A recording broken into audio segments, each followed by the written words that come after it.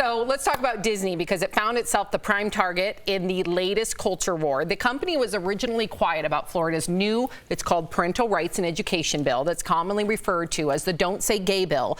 But now they say, Disney says this, that their goal is to see the law overturned. The law prohibits instruction on sexual orientation or gender identity from kindergarten to third grade, and parents can sue school districts if they feel like they have violated the law.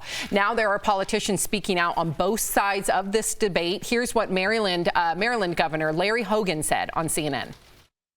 He wants to criticize Disney for expressing, how they feel about that bill. I mean, they have every right to. We have a thing called freedom of speech. Mm-hmm.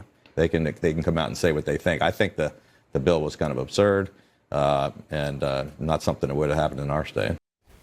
Now, on the other side of the aisle, check out what Tennessee Senator Marsha Blackburn said on a recent radio show.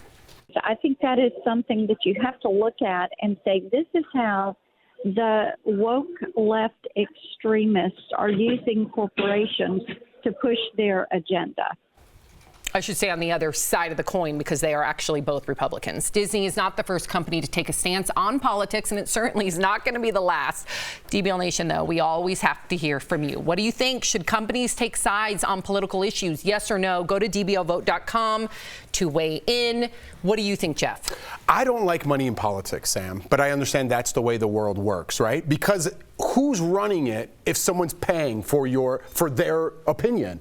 If I'm John Jacobs and I'm running for governor and I get Disney, who has trillions of dollars, to back me, am I pushing my agenda or Disney's agenda? That's where I have a problem with money in politics, okay? To get to this bill, because I think it's very controversial and people just want it. Nowadays, we're told, hey, don't like this. If you like this, you don't support gay people. Like, wait, what? Let me make up my mind. And I said, very open on the show, I don't understand what's happening with this bill.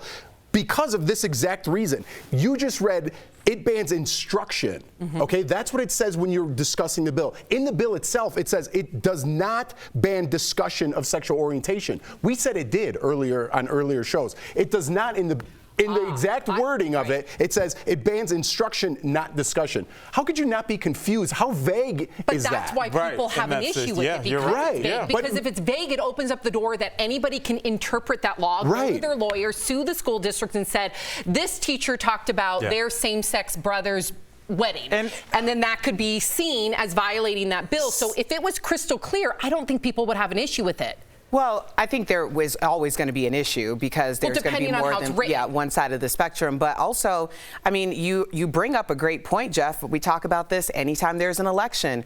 Why is our ballots not written for the average reading and comprehension level? It's to purposely confuse people. Absolutely. And when we talk about the idea of big corporations having something to say about politics, well, yeah, if you're putting money on one or multiple parties, yes, if you're backing them, you should be saying something to say, I agree with this, I don't agree with that, because you're funding it.